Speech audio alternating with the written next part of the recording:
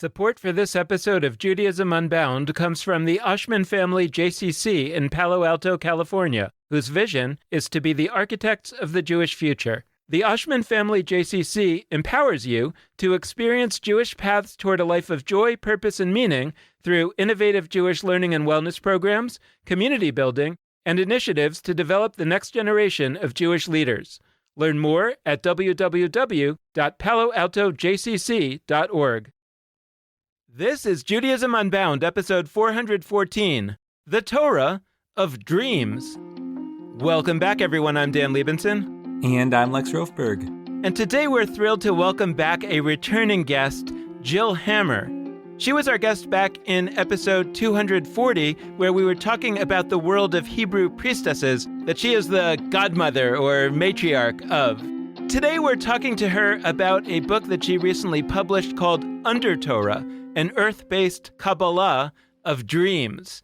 But before we get going with that, just a reminder that although our current set of 3-week mini courses at the Yeshiva has already launched, and the first class has already been held for those courses, because the Yeshiva is a digital center for Jewish learning and unlearning, just because the first class has already happened doesn't mean that you can't sign up for the class. So you can sign up for the class. You still can if you go over to judaismunbound.com/classes, and then you'll be given access to the recordings of the classes. You'll be able to watch the first class and catch up, and you'll be able to jump right in for the second class as if you didn't miss the first class. So if you are interested in any of those wonderful classes that we've talked about in the last few weeks, just head over to judaismunbound.com/classes and you can sign up. And while you're there, you can check out our slate of spring 2024 full semester classes. Those are 12-week classes, and registration is now open at the very same link.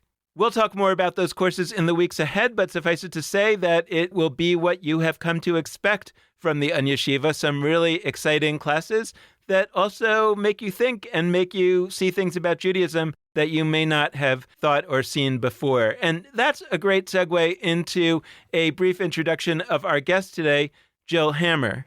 Her book, Under Torah, an earth-based Kabbalah of dreams, which is published by our friends at Ayin Press, takes readers on a journey through the root systems of the dream world. This book offers a transformative approach to contemporary dream work, grounded in embodied experience and ancestral wisdom that connects us to spirit and inspires us to heal our world. Our guest today, the author Jill Hammer, in addition to being a rabbi, a PhD, an author, a scholar, ritualist, and poet, is a dream worker and midrashist. Jill Hammer is the director of spiritual education at the Academy for Jewish Religion. She is also the author or co-author of books including Return to the Place, The Magic, Meditation, and Mystery of Sefer Yetzirah, The Hebrew Priestess, Ancient and New Visions of Jewish Women's Spiritual Leadership, and Sisters at Sinai, New Tales of Biblical Women, as well as many other books. Jill Hammer is also the translator of the Romamu Sidur and of Sidur HaKohanot, a Hebrew priestess prayer book.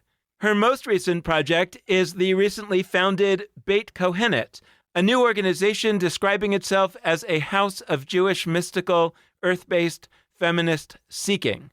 The whole world of Kohanot, Hebrew priestesses, is a world that many of our listeners and many of our listeners' favorite past guests come from. So in many ways, Jill Hammer plays a very significant role in the world that you have come to know here at Judaism Unbound.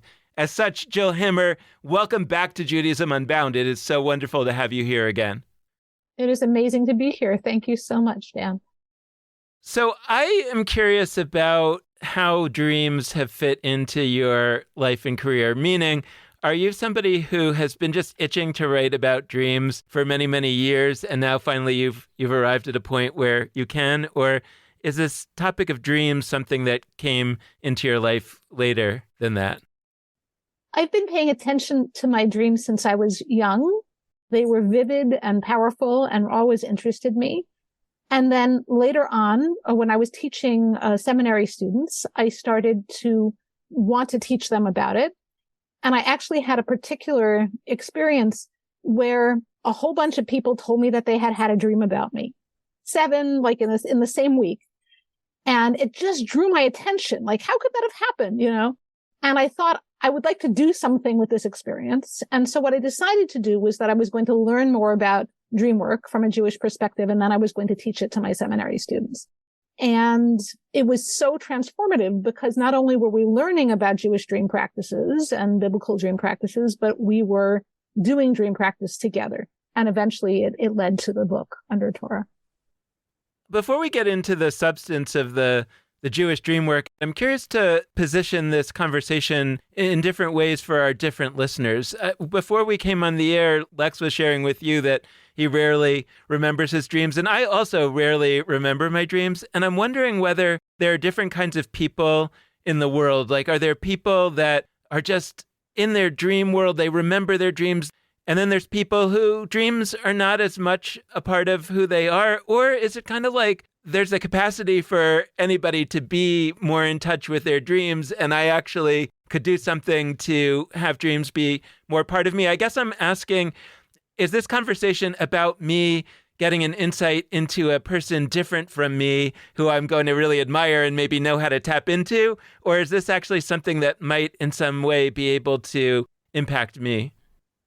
So we know from science that everybody dreams, right? There aren't people who don't dream, right? Everybody has dreams.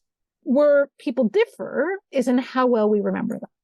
And people remember dreams at a different rate across their lives, right? It doesn't necessarily remain the same.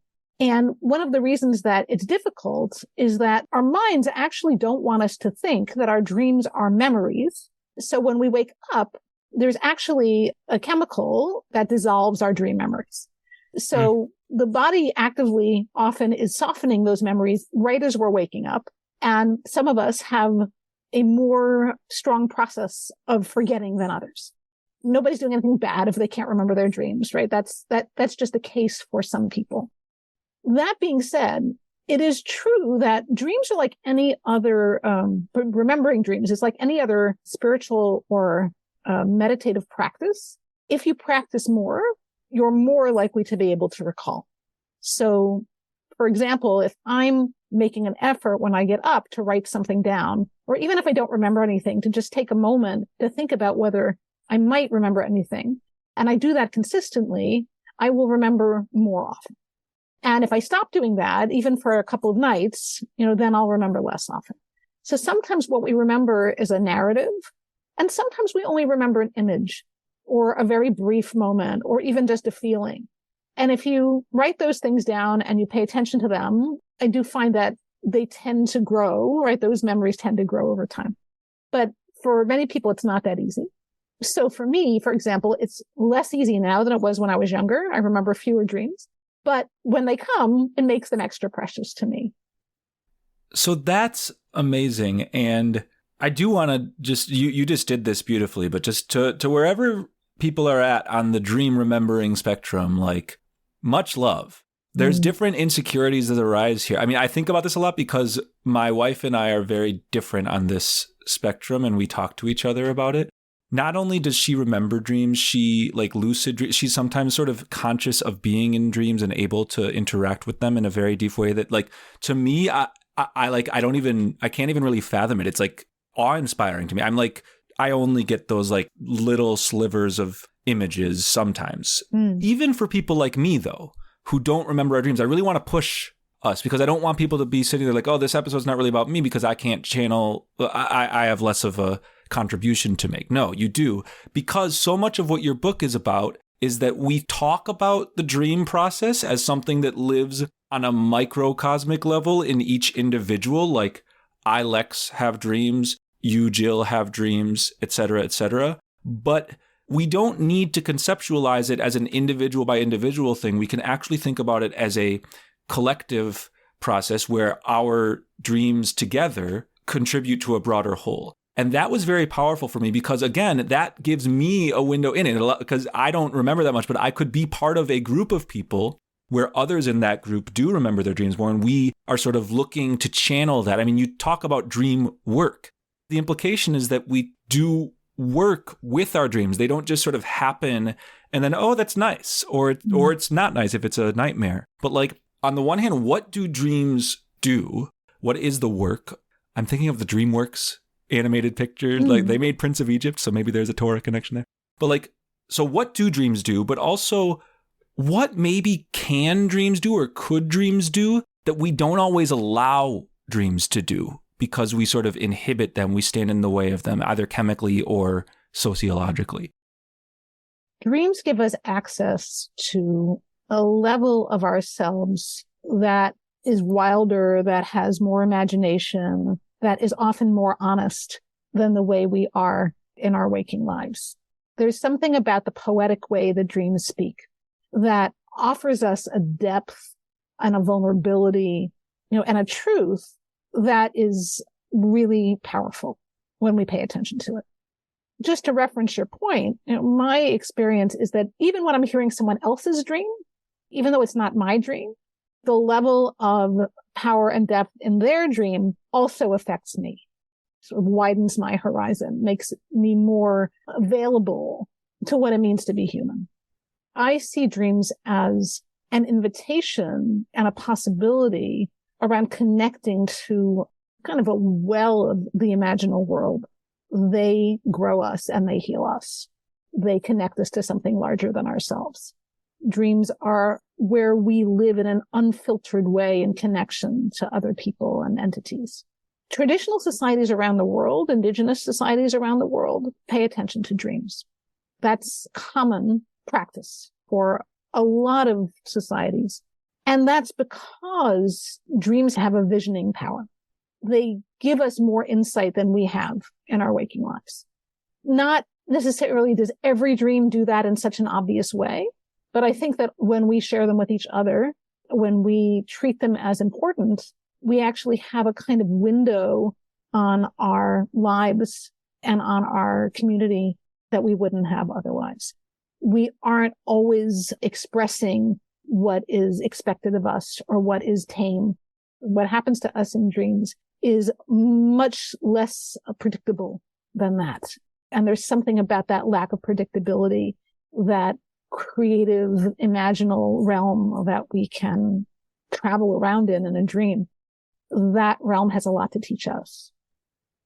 I want to take us for a second into Torah. So your book is under Torah, and we haven't defined that yet. That's not, I mean, if you want to answer that now, amazing. If we want to get to that later, equally amazing. But Torah, literally in this, sometimes we talk about Torah in a broad sense, but like the 5 books that we collectively call the Torah, they've got dreams in them a number of times. Some explicit dreams, other things that some people interpret as dreams and other people interpret as real, but there's definitely dreams. And so I'd love for a second to get a window into some of what you wrote in your book, which was very compelling to me, about how our Jewish, or in the Torah, Israelite relationship to dreams has evolved, and ways in which it seems earlier generations in our collective story spent more time considering the value of dreams than later generations. And the second part might sound like a separate question, but I think it intertwines and relates to your work with Kohenet. I'm interested in the gender implications of all this. I mean, one thing that we've not explicitly said is, like, Dan and I both said we remember our dreams not very much. You said that you remember your dreams later on in life a little less than you used to, but it sounds like more frequently than we do. I don't know the scientific data on this. I'm not going to make any claims about that. I do know that in terms of how we talk about dreams, how we sort of gender code dreams, we do sort of place them in this feminine side of the binary of gender that we and lots of others critique. And so I'm kind of curious if that relates to the ways in which we, in our text, in our tradition, moved away from the value of dreams, because we also moved away from all sorts of other things that were gendered female. And again, in quotes, I don't think that gender is essentialized in all of these ways, but like, can you give us a window into our relationship to dreams in some of our sacred texts, and maybe how it provides a broader window into how we've oriented to gender Jewishly? What's interesting about the Bible is that in Genesis, dreams are a major, if not the major, form of revelation. Jacob receives a revelatory dream. So does Abraham. So does Joseph. These dreams are powerful predictors of what will then happen in the narrative. And they are also really extraordinary images. So the first revelations we have, many of them are dreams, right? Or dreamlike visions. And it's not until Moses that we get the sense of revelation as a text. It is something that's received in words. You write it down. Prior to that, revelation is something much more idiosyncratic and communicated via dream. And as the written revelation becomes much more important, the dream revelations become more threatening because they might say anything. They offer new ideas and new images. And when you have a textual revelation that is supposed to stay the way it is, having that kind of prophecy of dreams and visions becomes much more threatening to the status quo. And so over time, right, you go from Genesis, where dreams are clearly the major form of revelation, to Deuteronomy, which is saying don't go to dream diviners because you need to be listening to the people who are interpreting your sacred text. Now, that doesn't mean that dreams don't stay important, right? We still see prophets having dreams much later than Deuteronomy. Dreams are talked about as being 1/60th of prophecy in the Talmud. Now, only 1/60th, not prophecy straight up. And that's deliberate. That's less than 2% milk. Like right. that's a tough ratio. Right. Because they don't want to raise it to the level of textual interpretation. But they also recognize that people are receiving prophetic insight in dreams. And so they can't completely discount that, but they want to put it in a context where the text remains more important. And that sort of goes on in Jewish history, right? Dreams continue to be an important site of revelation.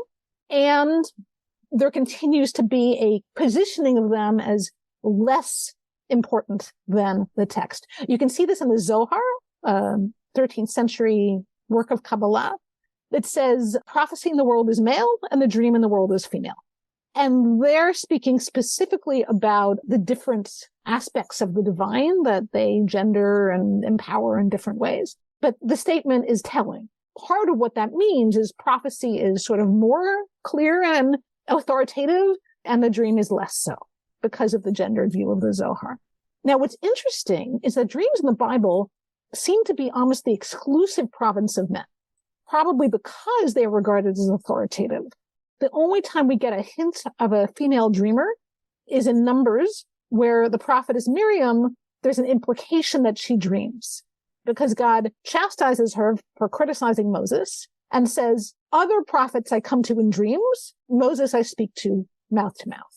And there you can actually really see the relative empowering of dream versus textual prophecy. Moses is the one who has the text, and his prophecy is more important. Other prophets, but specifically this is being spoken to Miriam, have a prophecy that comes through dream and is, does not have the same rank. That tension continues throughout Jewish tradition about dreaming. But dreams never go away. You can actually still see it in the musical Fiddler on the Roof, where Tevye wants to convince Golda of something he knows she's not going to be easily convinced about. And so he makes up a dream. He thinks, what will convince Golda? If an ancestor comes to her in a dream and tells her, then she'll listen. So he makes up a story. And that's because, right, the writers of Fiddler on the Roof know that that's an important piece of Jewish folk spiritual practice. So part of what is exciting for me about contemporary dream practice is that we're actually revaluing the dream as an important site of personal revelation, as a way for the community to share in the process of revelation. The revelations are much more personal. They're fluid. They're not striving for canonization. It's a different and I think a radical way of understanding what it means to be in pursuit of the truth. And it's a way that is not limited to people who are educated, who are communal leaders. It is something that many people can participate in. As you were talking about the Bible, I had a question about how you think about Jacob as perhaps the first Freudian, in the sense that when Joseph comes to him with his dreams, Jacob basically says, do you think your mother and father are going to bow down to you? In other words, like he somehow seems to be suggesting that Joseph's dream is actually reflective of Joseph's desire. as opposed to a revelation that came to him from God. Whereas haven't done a complete scan, but it feels like all the other dreams in the Bible are kind of accepted as, yeah, they came from God. But in that moment, Jacob seems to be believing that it really was from Joseph or something like that. I'm just curious how you think about that moment. It's a really interesting moment in the text. The Zohar says you should only ask a friend to interpret your dream. If you ask somebody who doesn't have your best interest in mind, then they may give your dream a bad interpretation. And this is clearly what happens, right? The brothers look at the dream and they're like, oh, Joseph wants to dominate us. That's what this dream is about. He's this like spoiled kid, right? And he thinks he's going to lord it over us. And that's what his dreams mean. So you're right that we do see here them offering the theory that the dream arises from Joseph's desires. At the same time, when you look at the dreams, right, if you look at the sheaf of wheat that is standing and the other sheaves of wheat are bowing down to it, this is a harbinger of what Joseph is going to do with his life, which is collect grain for a time of famine and feed people. So that dream has a meaning that nobody can know yet, right? And this is why the Talmud says you have to wait for the fulfillment of a dream. You might not know right away what it means. There's a significant debate about whether Freud was influenced by Jewish dream interpretation strategy when he wrote about dreams. Like some people say no, some people say yes. But the Talmud also says that some of our dreams are what they call nonsense. There are things in dreams that reflect random things we were thinking about or things we're anxious about. And that's mixed in with these extraordinary knowings that come to us in dreams, right? And it requires sifting, right? It requires sorting. So the brothers may be naming something accurate. One of the things that Jewish commentators point out is that the moon in Joseph's dream would appear to be his mother, right? If the sun is his father, then the moon is his mother. But of course, his mother is dead. That also seems to be a kind of desire, right? That can't be fulfilled. And yet there's also something very profound about that dream that gives information that nobody knows in their waking lives. So I feel that it, in a sense, it's both. The brothers aren't wrong about Joseph's desires, but they haven't seen into the heart of the dream. So I'm a nerd and I like talking about linguistics and grammar sometimes. I am really interested in two meanings of dream that are close but not the same.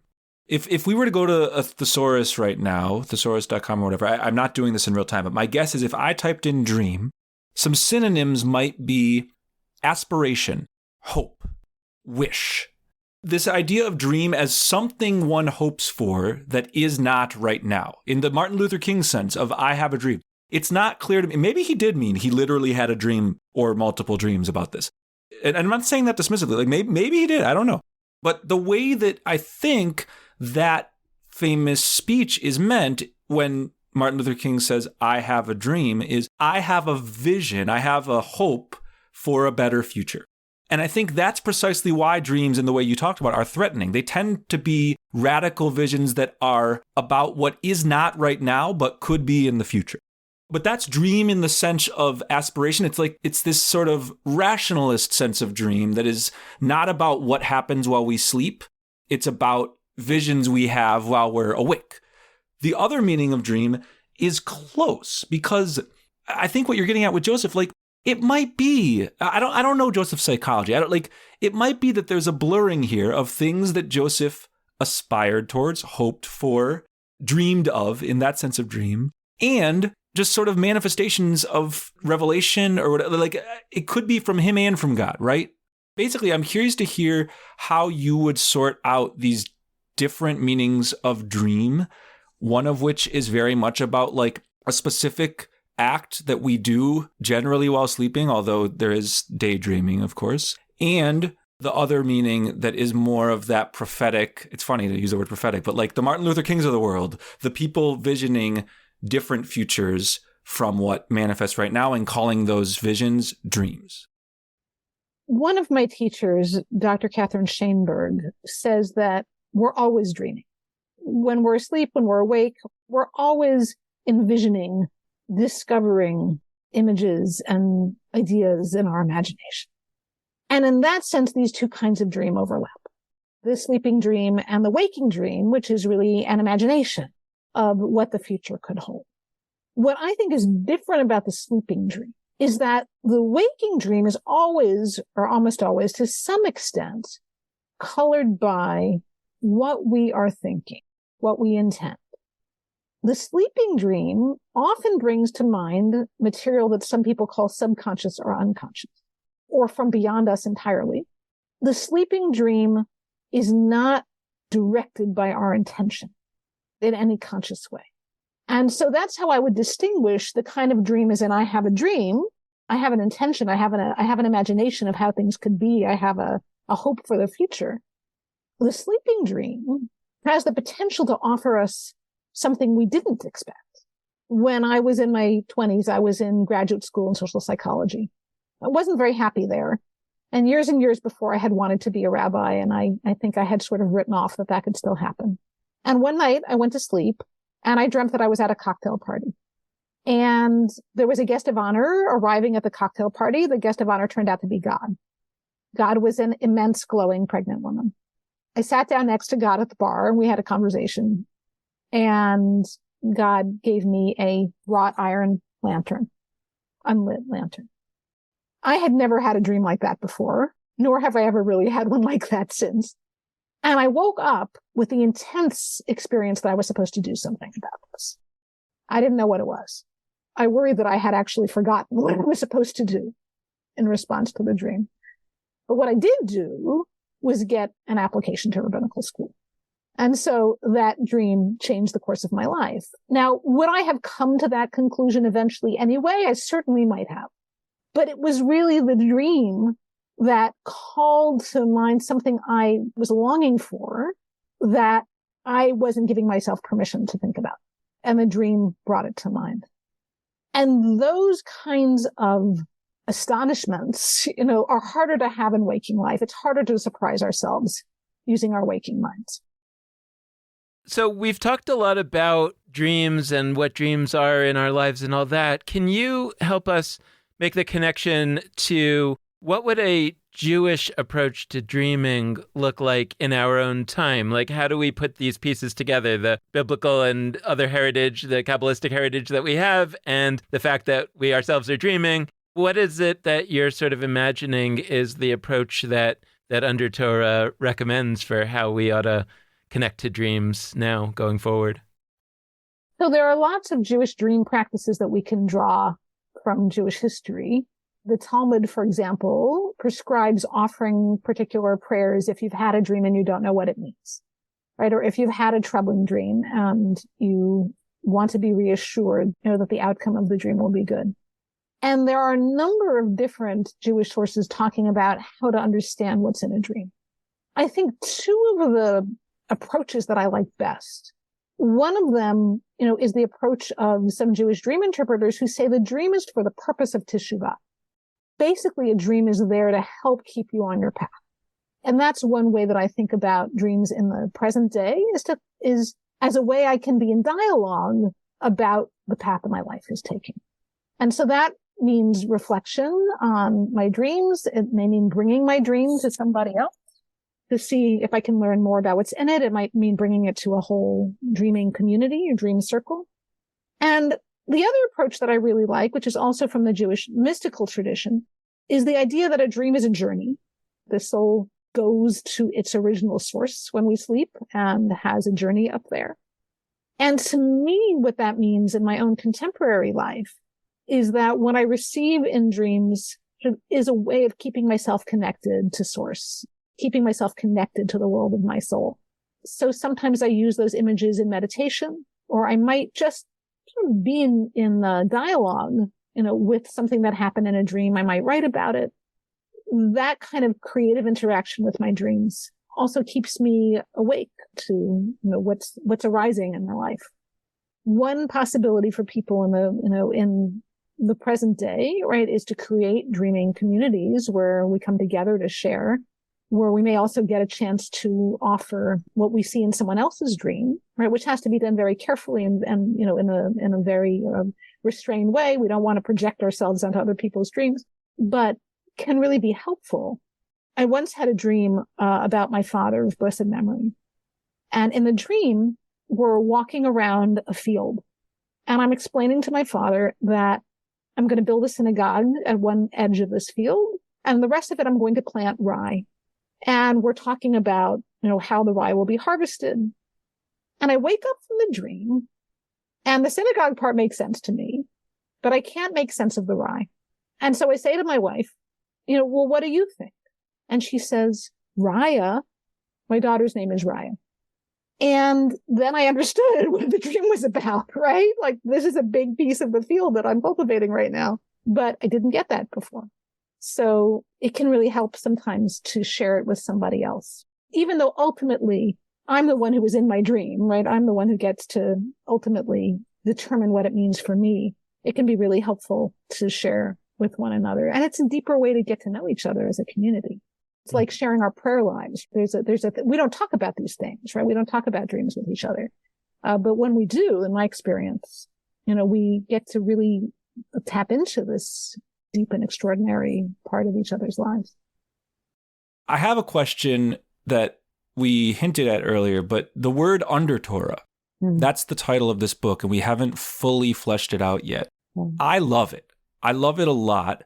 And I think it connects to some really pivotal notions of Judaism Unbound that have been important. But what I glean from the word under Torah is that there's an element of dreams that are bottom up as opposed to top down, that we generally presume wisdom, revelation comes through top down kinds of mechanisms. And that's why, a certain set of recognized authoritative people who are the top, they have those, and then they sort of give it to the people, as opposed to under Torah flowing the opposite direction from whoever's dreaming, which is to say everyone, up into society. And as a podcast and as an organization that is all about trying to channel the collective wisdom of all Jews and even many who are not Jewish but are connected to Jewish life, that's super exciting. So I'd love to hear from you.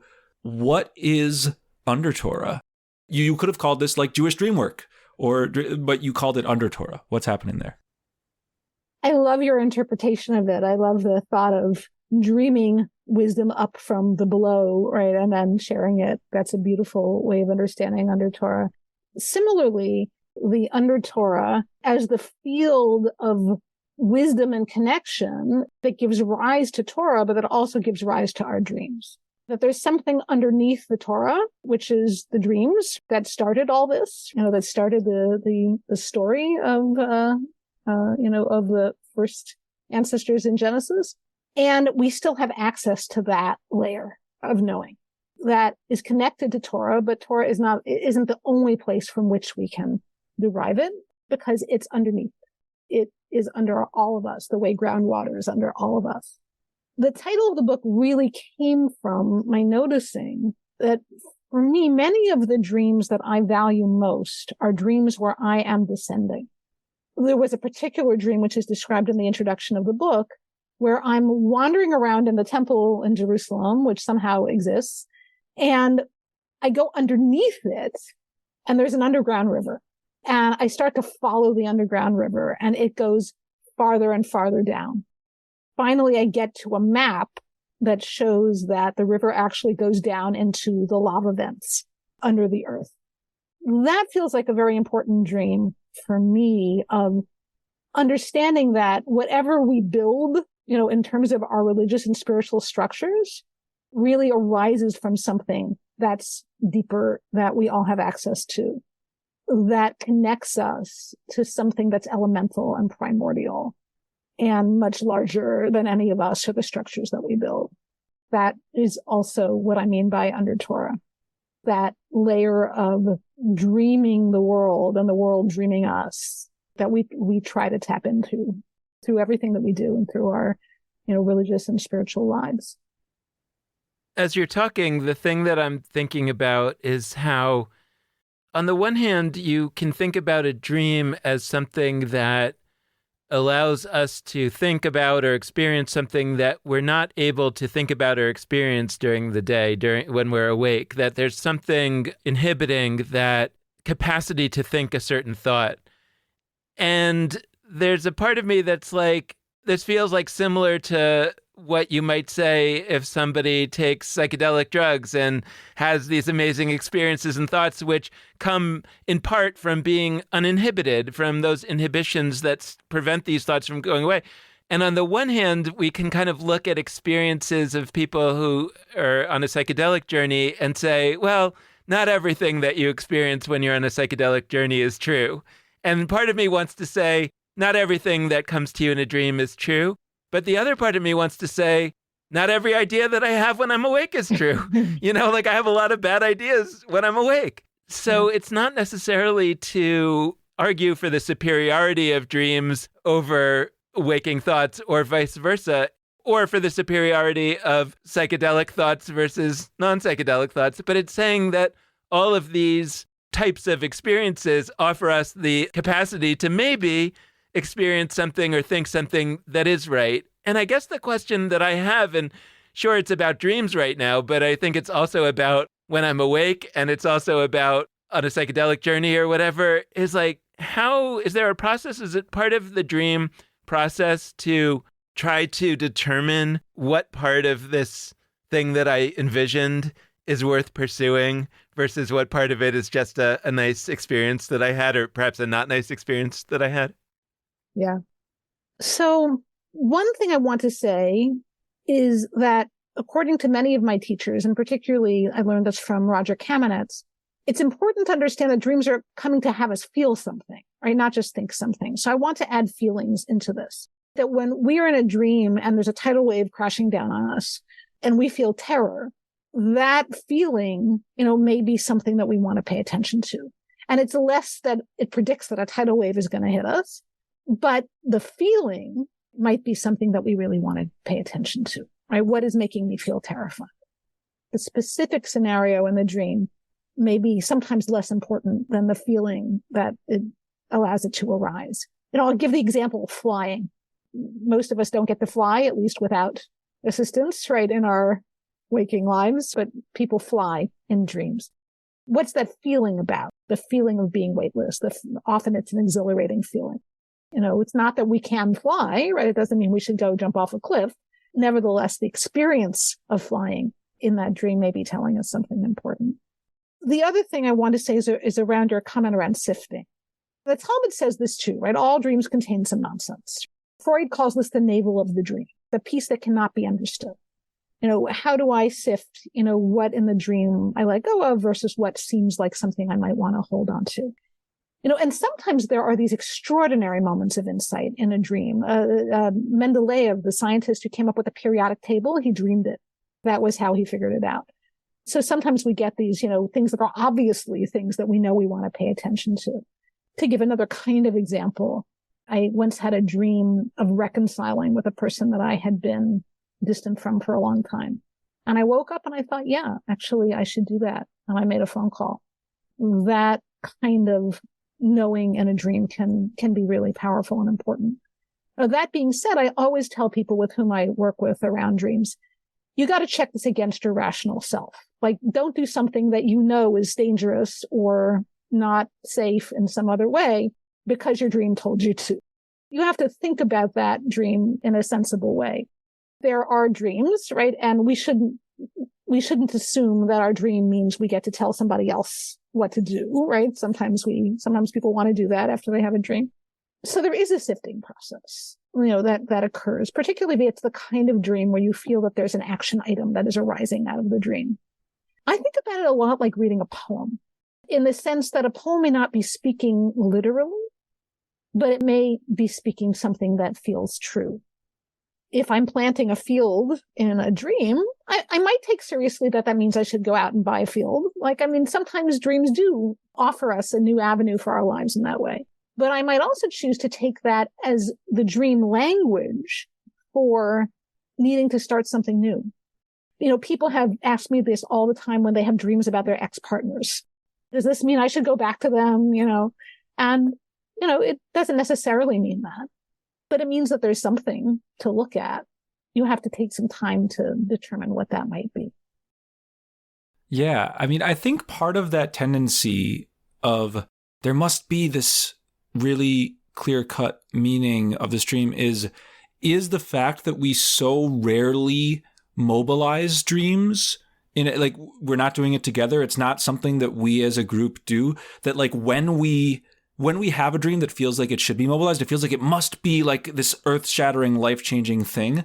I think it might be healthier if we created a norm within Jewish life and within human society generally of just, I don't know, I feel like we treat dreams as this like equivalent to fantasy. And so anybody who wants to talk about their dreams with their friends and think about what it might teach them, they're worried that bringing that up will make them seem silly or unserious or not worth being a friend. Or like, I don't know that they would articulate that directly, but I think there's just generally stigma against doing that. And so I'm kind of thinking our world, Jewishly and otherwise, would be better served if talking about dreams was normalized. There are lots of things that we stigmatize. We stigmatize talking about sex. We stigmatize talking about drugs, and we stigmatize in some circles swear words. But like dreams, it hasn't even occurred to me that we are stigmatizing dreams, but I think we are.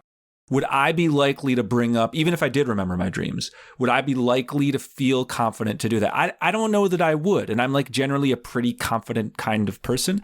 I really wanted to appreciate what you said about the under Torah, and you used the phrase gave rise to, which is, again, it's a verticality. It's like from below coming up. It's a bottom up metaphor. It's grassroots, which those are ground words. Those are like when we talk about grassroots organizing, I think we don't think about what that means.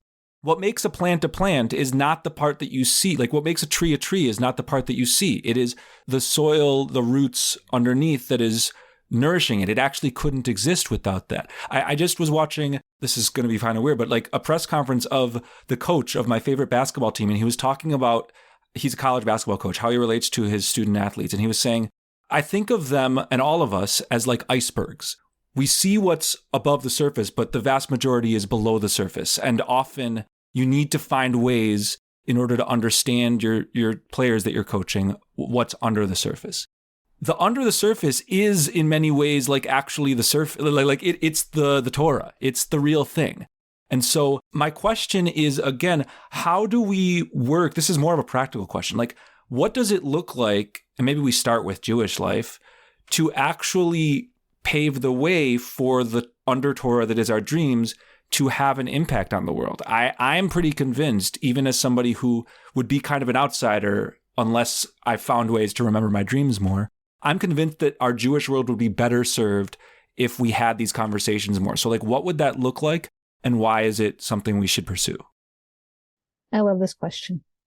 I was really struck. I had a conversation with an indigenous practitioner whose roots are in Mexico, who told me that every morning when his family would get up and have coffee, they would share their dreams. That was what people did every morning. And once he dreamed of his uncle who was deceased, and his family said, oh, what did he look like? And he described who he'd seen in the dream. And they said, yeah, that was him. In that culture, this was it was and is completely normalized. This is a part of what you do, to share your dreams with your family and your community because they might be important. And that's really something like what I would like to see. I would love to see Jews talking about dreams more as a matter of course, right? In the same way that we might be reclaiming meditation or some other kind of spiritual practice. And one of the reasons we don't do that is that I think you are absolutely right that dreams are stigmatized. So why are they stigmatized? Really for two reasons. The first reason is that there was for a long time a scientific idea going around that dreams are just kind of brain static, that they don't really mean anything. They're just sort of random activity that happens in the brain when you sleep. And a lot of people heard this theory. Today, dream scientists don't think that. They now see that dreams have an integrating quality. They help us integrate information into our larger conceptual structures. They help us with memory. From a scientific point of view, dreams have significant impact and benefit. But for a while, people were saying, oh, they don't mean anything. They're just static. And the other reason that it's stigmatized to share dreams is that in addition to being into science, many Jews know a lot about psychology and think of dreams as the realm of psychology. That I bring my dream to my therapist because it might say something about my emotional life, who I'm angry at, or what I desire, or, what my traumas are. And that's private. And it wouldn't be appropriate for me to bring that stuff to a cocktail party conversation. Dreams get a double whammy, both from this idea that they're not meaningful or the idea that they are meaningful, but they're kind of unmentionable. You share that with your therapist. You don't share that with anybody else. Neither of those models particularly serves us in terms of really being able to access the power of our dreams in a spiritual way, because it means that we don't tell them to other people. It does help to talk it out with somebody else, right? Whether that's some kind of dream counselor or whether it's a dream chavruta. A dream chavruta is like a chavruta as a study partner, right? In another area of Jewish life, a chavruta is someone who studies Torah with somebody. A dream chavruta is somebody who studies your dream. There's a wonderful comment in a Hasidic commentary that what Jacob does after he dreams is he gives his dream to his children and he has them study it because he thinks that there are many important insights in it. And I thought it was a wonderful model, for thinking about what if we treated our dreams like that sometimes. Part of what we have to do is we have to renormalize talking about it. And it's good to create contexts so that we create some emotional safety for everybody, that I might be sharing something that's personal to me or something I have strong feelings about, or I might be commenting on something you have strong feelings about, right? And we actually need communal agreements about how we do that, because otherwise it can be off-putting for me to tell you my dream and then you say, oh, I know what that means. This is what it means. So we create a kind of structure for that within which I can hear what you think. I can allow myself to understand what I feel and think. And it becomes a kind of learning practice together, or even just, sharing it with people in your family. Do you think that a good dream chavruta would be another person who dreams, or perhaps like another person who, like, for example, I think that I would be a pretty good dream chavruta. I have no idea because I've never been one. But the reason I think I would be good at it is because I think that I'm actually pretty good at having visions when I'm awake. In other words, like, I don't think that I have that thing that censors visions. I don't, people will say that I'm optimistic. Somebody the other day just told me I was very optimistic, and that was why they like talking to me because, we're in a kind of dark time, but I tend not to get stuck there. And the point is, though, not about how remarkable I am. The point is saying that in hearing somebody else's dream, I would have a tendency to pursue the question of, well, what is this about? And it would be interesting for me. And I'm just wondering whether or you think that actually two people that are big dreamers maybe wouldn't be so good together. Or do you have any theories of what the right pairings are for helping people find meaning in dreams?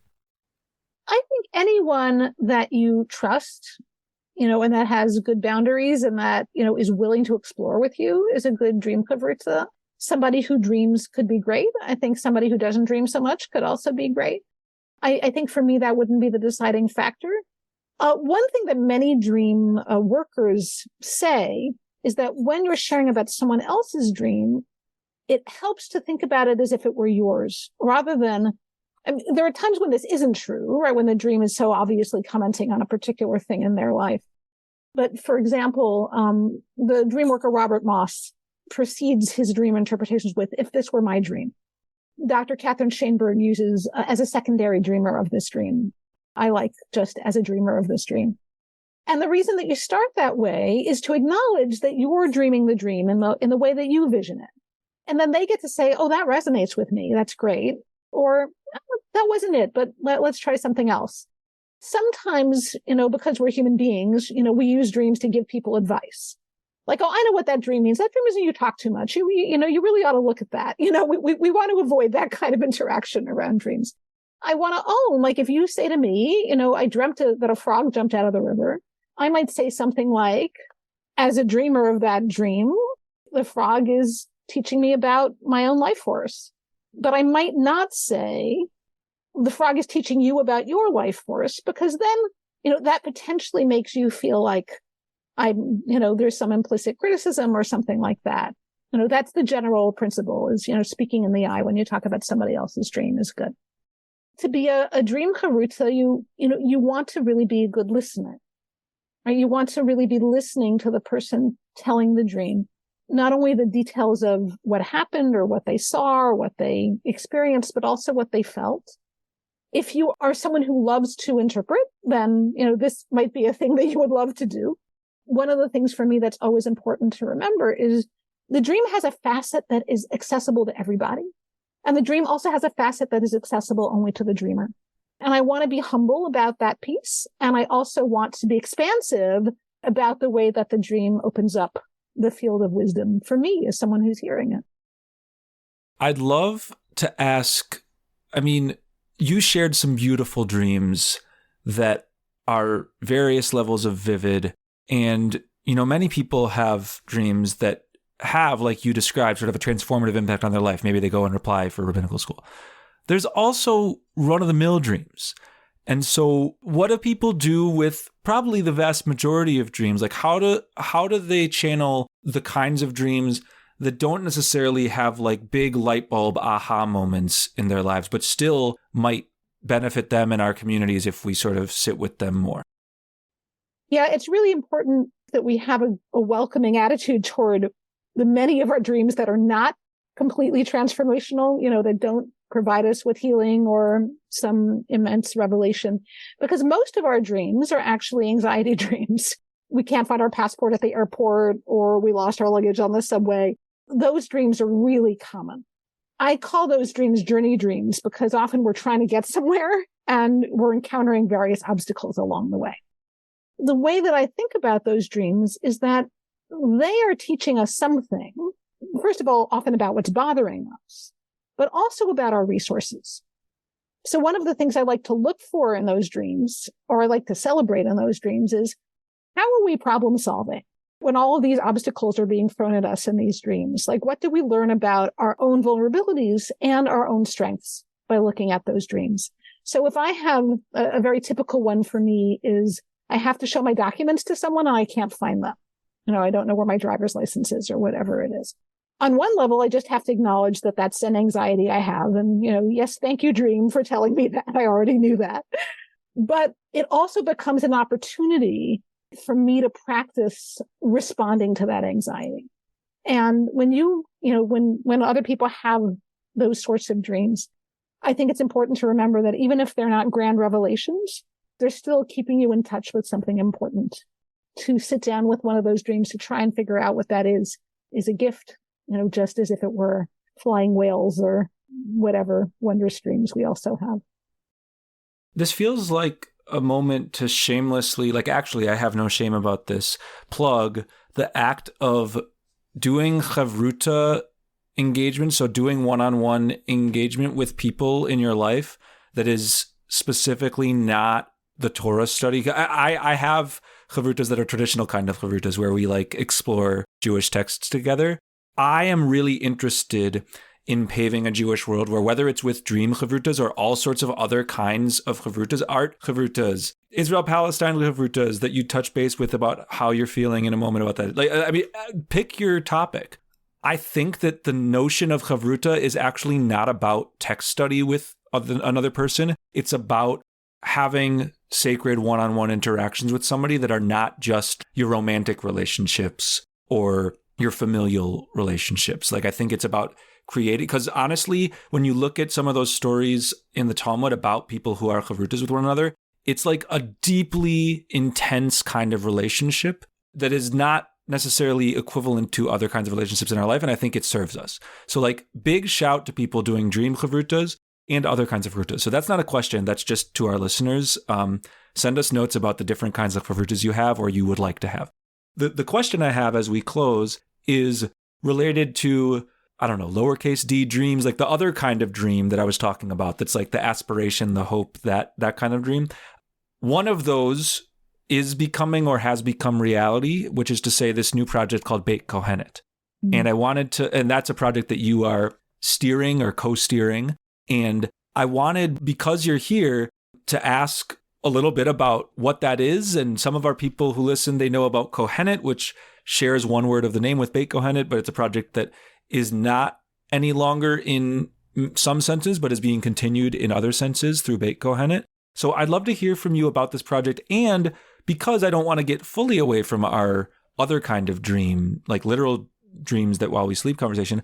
I am kind of curious if this new Beit Kohenet is going to have as part of its apparatus some of these dream circles. Because if so, that's certainly something that our listeners would want to know, and that like they'd probably sign up for your email list to learn more.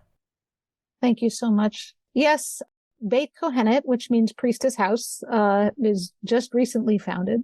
And you're right that the Kohenet Hebrew Priestess Institute closed this summer after having done, 18 years of really amazing work.